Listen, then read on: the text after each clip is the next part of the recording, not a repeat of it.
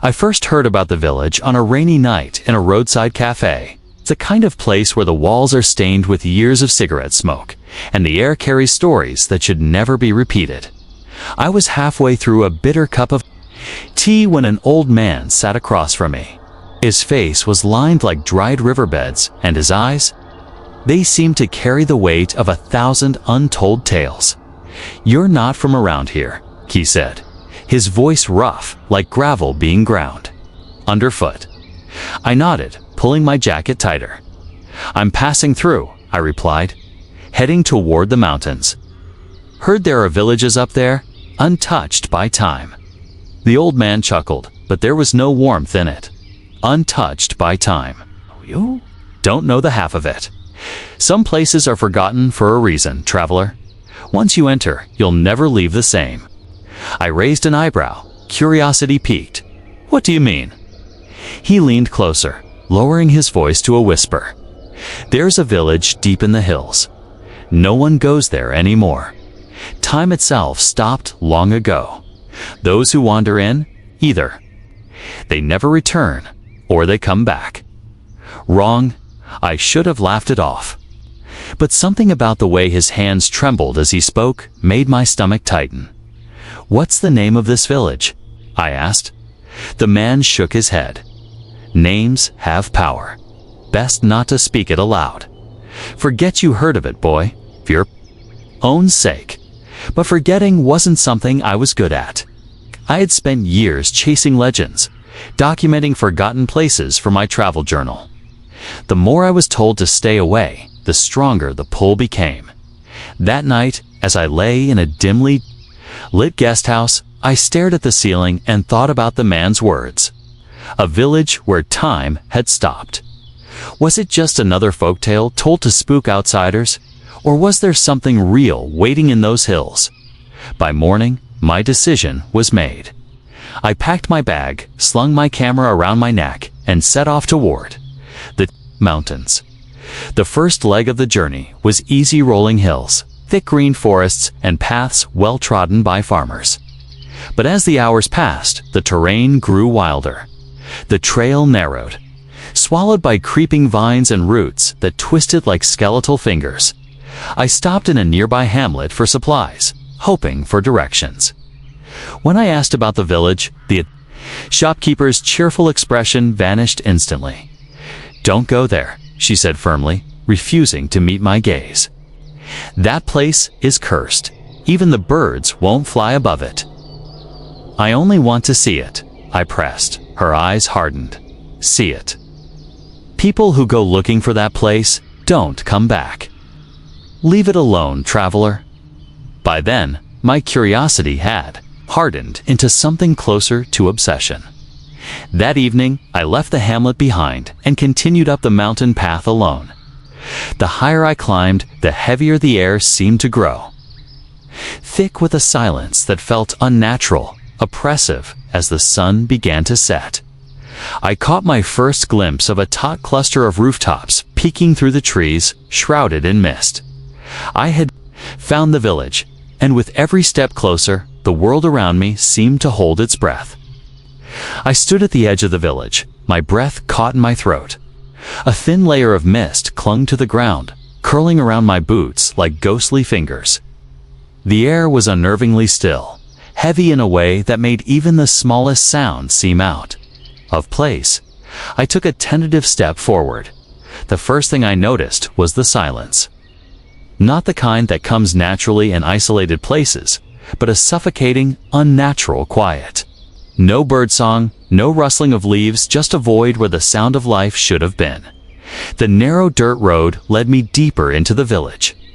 Huts lined either side, their thatched roofs sagging under the weight of years. In the center of the path, a wooden cart sat abandoned. Its wheels locked mid-turn, as if the person pushing it had simply vanished. Then I saw them dot figures, stood frozen in place, villagers caught mid-motion. A woman carrying a basket on her head, her foot raised as though about to take another step. A child with his mouth open in laughter, a carved wooden toy clutched in his hand. A man seated by a fire pit, his arm suspended halfway through the act of stirring. I approached the nearest figure, my heart pounding. Her skin was warm, her eyes glistening with life, yet she didn't blink, didn't breathe. "Hello?" My voice cracked in the heavy air. No response. I stumbled backward, my boot striking a metal pot that clanged as it hit the ground. The noise echoed unnaturally, as if the village itself were swallowing the sound. I glanced at my wristwatch. The second hand had stopped moving. A chill rippled through me. I turned in a slow circle, my breath quickening. Everywhere I looked, life was frozen mid-action, as though time itself had been caught in a trap. I pulled out my phone, snapping photo after photo, desperate to capture proof of what I was seeing. Each image came out distorted, faces blurred, colors warped, as though the village was resisting being recorded. The mist thickened, curling up from the ground to form strange shapes that vanished when I tried to focus on them. A sudden dizziness washed over me, forcing me to steady myself against the wall of a hut. I needed answers. I moved toward the largest structure in the village, a building that looked like a meeting hall. Its door hung ajar, and a strange glow emanated from within. As I reached for the door, a whisper brushed against my ear, low and chilling. "Leave while you still can."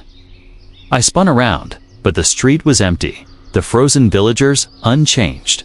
My pulse thundered in my ears. I swallowed hard, steeling myself, and pushed the door open. The heavy wooden door groaned as I pushed it open, its hinges shrieking like a living thing. Inside, the meeting hall was swallowed by shadows, lit only by a pale, cold glow that seemed to come from nowhere and everywhere at once.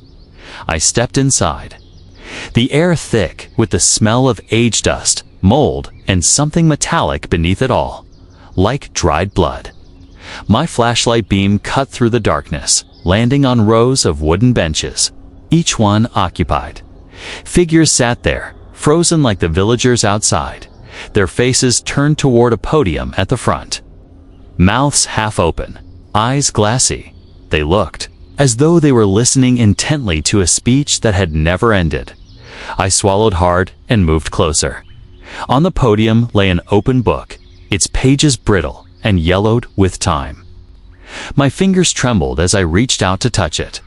The moment I brushed the surface, a cold shock raced through my arm, and the room around me seemed to pulse.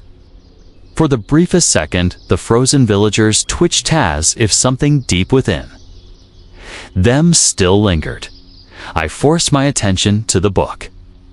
The words were written in a language I didn't fully understand, but scattered between the lines were fragments I could make out. The hour we defied the gods, a covenant broken. Time is the price. The final entry was chillingly clear. To stay is to be consumed. To leave is to carry the stillness within. A sudden cold wind swept through the hall, though no windows were open.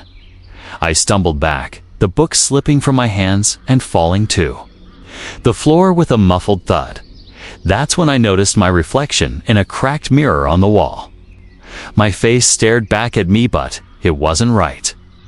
My movements lagged, like a badly synced video. I raised my hand, and my reflection followed a second too late. Panic clawed at my throat. I turned toward the door, only to see that the mist outside had thickened, pressing against the doorway like a living wall. My watch still hadn't resumed ticking. The air around me felt heavier, every breath a battle. I could feel it now, the village's grip tightening, pulling me into its frozen eternity. I stumbled into the street, heart hammering, and froze. The villagers had changed. They were no longer completely still. Heads had turned, eyes tracking my movements with eerie slowness. One by one, their mouths began to open, soundless screams stretching their faces in grotesque silence. I bolted, my footsteps thudding against the unyielding earth, the weight of unseen eyes burning into my back. I sprinted through the mist-choked streets, my lungs burning with every ragged breath. Each step felt heavier than the last, as if the very ground were trying to anchor me to the village.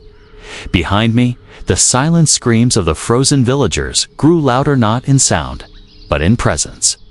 It was as if their terror pressed against my mind, suffocating and inescapable. I turned a corner and nearly collided with a man frozen mid-stride. His face twisted into an expression of pure horror. His eyes followed me, slowly, impossibly, as though the rest of his body were caught in a photograph while his gaze remained alive. My chest tightened. The air was thick, sluggish, like wading through invisible water. I glanced at my watch, again still frozen, the second hand stuck between 2 notches. A creeping dread filled me. If time had stopped for my watch, had it stopped for me too? I forced myself to keep running. At the edge of the village, I found a path leading back into the forest, but it was shrouded in a wall of mist so dense it seemed solid. I hesitated only a moment before plunging in. The world distorted. Shadows, twisted, stretching unnaturally in every direction. The sound of my own footsteps slowed, deepened, like a recording played at half speed. My breath came in slow, uneven bursts, my heart a sluggish thud in my chest.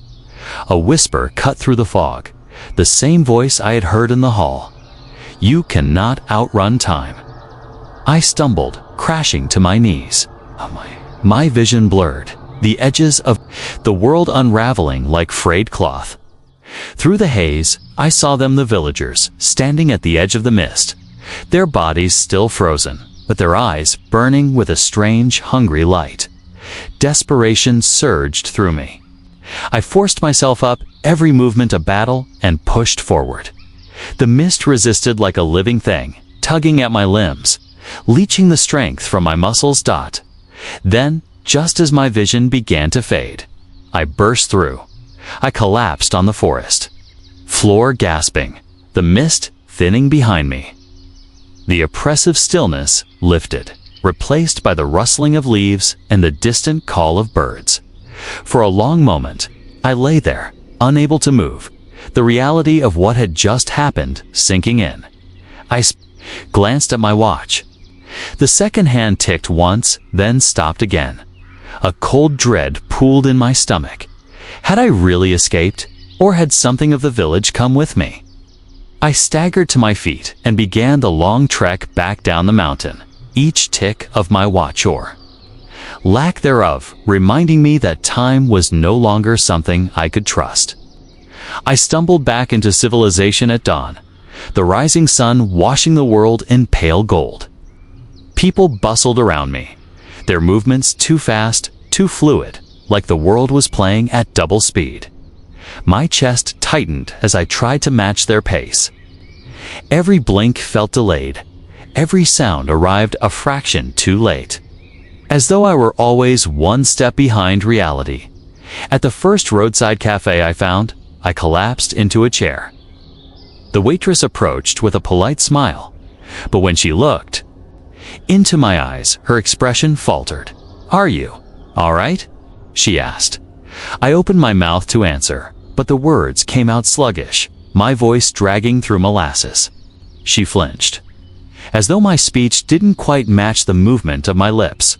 I grabbed my phone to call someone, anyone, but the screen glitched, the clock frozen at the same moment I'd first entered the village, no matter how many times.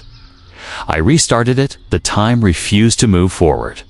That's when I noticed my reflection in the cafe's window. I lifted my hand. The reflection followed, but not immediately. There was a delay, a fraction of a second, just like in that cursed mirror in the meeting hall. Panic coiled in my chest. I fled the cafe and stumbled into the street. The world around me warping. Car horns blared in stretched out tones. Footsteps smeared into drawn-out echoes. Every face I passed turned toward me, their eyes wide with unease. I ducked into an alley, pressing my back against the wall, my breathing ragged. My watch ticked once, paused, then ticked again after a long, agonizing stretch. Each sluggish movement reminded me that I hadn't really escaped. The old man's warning replayed in my head. Once you enter, you'll never leave the same. I pulled out the camera I'd used in the village and scrolled through the photos. Each one was a nightmare. Villagers frozen mid-motion, their faces blurred beyond recognition. But in the last image, a new figure stood among them. Me, frozen mouth open in a silent scream. My own eyes burning with that same unnatural light. The phone slipped from my fingers, shattering on the pavement. A horrifying realization sank in I. Hadn't escaped the village, it had followed me. Time, fractured and broken, had clung to me like a curse. And now, slowly but surely, I was becoming one of them, a frozen relic in a world that would keep moving without me. Some places are forgotten, for a reason, and some things, once found, never let you go. Thanks for watching. Hoped you liked it. If you watched till the end, please comment "end" so that we could understand you were with us till the end. As well as, please let us know, where are you watching from? Before leaving, please hit the subscribe button, comment your thought, and share with your nearest and dearest one. See you in the next one. Until to the next one, stay happy. Goodbye.